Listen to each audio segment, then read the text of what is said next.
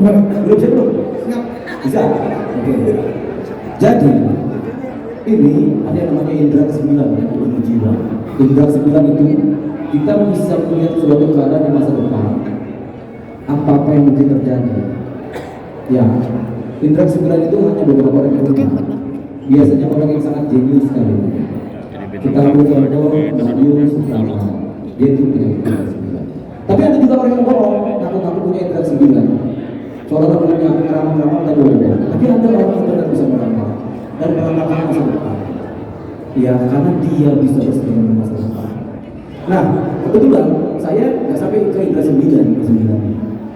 Soalnya saya sebenarnya adalah anggota Intelijen Merah Putih.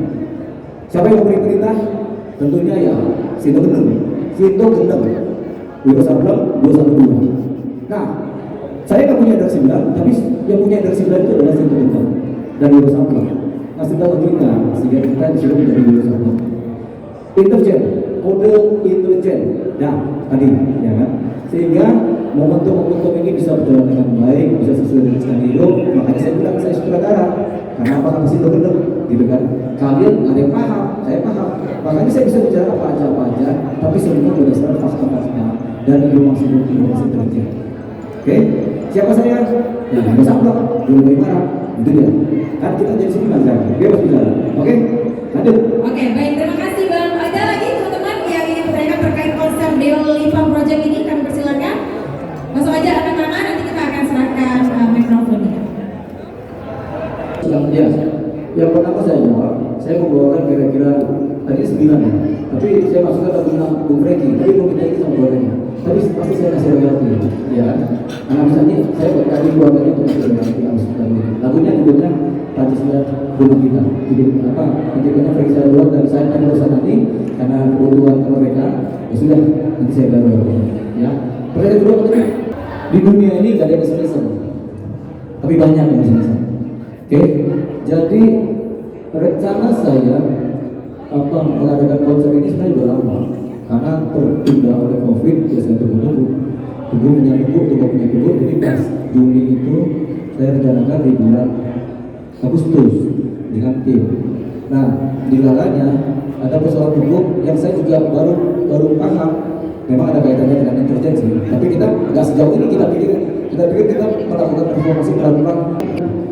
Kita ini kadang-kadang penyanyi jadi pengacara, kadang-kadang pengacara jadi penyanyi, kadang-kadang jadi psikolog, kadang-kadang jadi tukang tipu, kadang-kadang tukang hiukan, bebas.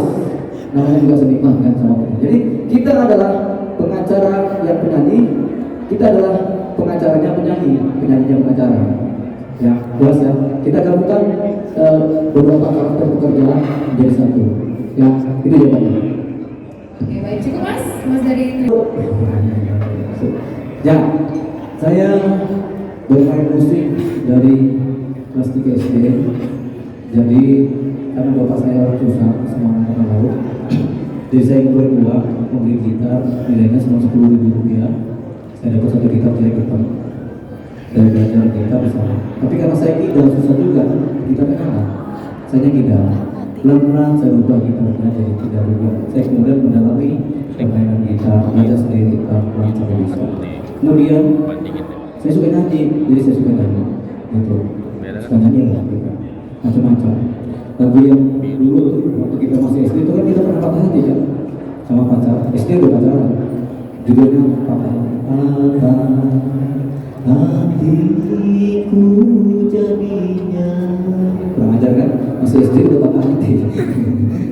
Terus kemudian kita belajar ke SMA tapi kita musik. Nah, kalau khusus musik, saya ini adalah bisa memainkan berbagai alat musik. Jadi lengkap lah.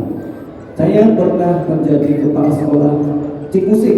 Nah, Cik Musik, kepala sekolah Cik Musik, kepala sekolah di Cik Musik di Rawamangun tahun 2000. Kemudian saya membuat Indonesia Musik Institute ini. Itu bersama dengan Rido Slang, bersama dengan Gilang Ramadan, bersama dengan Tom Benny di Gomala. Nah, tim kami itu tim lama. Nah, Indonesia Musik itu pencetaknya adalah saya. Ya, jadi saya ciptakan, saya ajak Rido Slang untuk gabung. karena dia juga guru. Saya dulu kepala sekolah musik, Ridho gurunya. Jadi kalau saya beraplikasi Ridho, ya enak aja dia guru, saya kepala sekolah musik. Tapi saya ajak dia gabung dalam bentuk jurusan musik itu bersama Gilang Kamara drummer, Ridho gitaris, pemilik Kumawa adalah apa? Flute komando gitu. Dari Kumawa masih kecil, masih SMP SMA masih ikut dengan saya berkeliling-keliling bersama papanya. Itu sejarah dengan musik. Selanjutnya langsung saya banting setir ke dunia pengacara karena dunia musik itu sedikit keuntungannya uang yang didapat. Saya bekerja sebagai pengacara, pengacara mafia pengacara. Sejak tahun 98 saya sudah berada di pengacara, tapi dari 2000 juga di sela-sela saya sebagai musik saya juga membuka kantor pengacara mulai tahun 2000 begitu. Kantor saya ada di mana-mana. Salah satu kantor saya pernah saya bersama Prabowo Subianto grupnya tahun 2003 itu di Kertanegara, di Jalan Kertanegara, yaitu saya membackup perusahaan Pak Prabowo Subianto Darah Tanah Nusantara, PT Darah Nusantara. Di situ semua orang intelijen, kasus intelijen semua terjadi di situ. Dan memang sebelum itu tahun 93-94 saya dididik oleh intelijen oleh seorang jenderal yang saya nggak pernah sebut namanya untuk melakukan reformasi. Jadi tahun 93 ke 94 saya diminta untuk mengadakan gerakan mahasiswa, membuat organisasi mahasiswa dari kampus UI. Pertama yang saya buat adalah kesatuan aksi mahasiswa UI dengan beberapa teman dari kampus, kemudian berkembang menjadi KBUI, keluarga besar Universitas Indonesia. Setelah itu kami dari kampus UI membina jaringan antar kampus. Kita buatlah yang namanya forum kota. Forum kota dibuat dulu. Forum kota kemudian berkembang pantai, bla jadi banyak. Dulu kan kita nggak boleh demo di luar kampus. Jadi kita di kampus. Langsung diserang apa baru mulai bisa keluar kampus. Itu kalau di kampus. Jadi saya adalah aktivis 98 yang paling mula-mula. Karena saya sudah direkrut sejak tahun 93-94. Waktu saya di psikologi, ada saya 3 bulan dididik intelijen oleh negara. Negara itu negara gelap, nggak bubar negara gelap.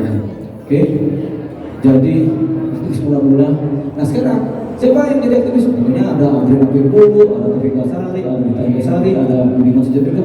Mereka sama-sama politis dalam konteks yang berbeda. Tapi kemudian mereka semua masuk dalam pemerintahan dan saya sekali-sekali tidak. Saya sekali-sekali tidak pernah mau masuk dalam pemerintahan. Tidak mau makan uang negara. Supaya apa? Supaya saya bisa bebas dalam hidup. Bisa ngatain orang, bisa hina orang, bisa baik sama orang, bisa cinta sama orang, bisa benci sama orang. Bebas. Aktivis itu harus bebas. Sampai mampus pun, sampai mati pun, saya tetap aktivis dan selalu berada di luar negara. Saya tidak akan pernah mau masuk ke pemerintahan karena saya tidak mau makan uang negara. Saya tidak akan mau makan uang negara supaya saya bisa merdeka. Nah, sekali kita makan uang negara, kita mungkin ragu-ragu atau ini. Oke, itu sejarah singkat.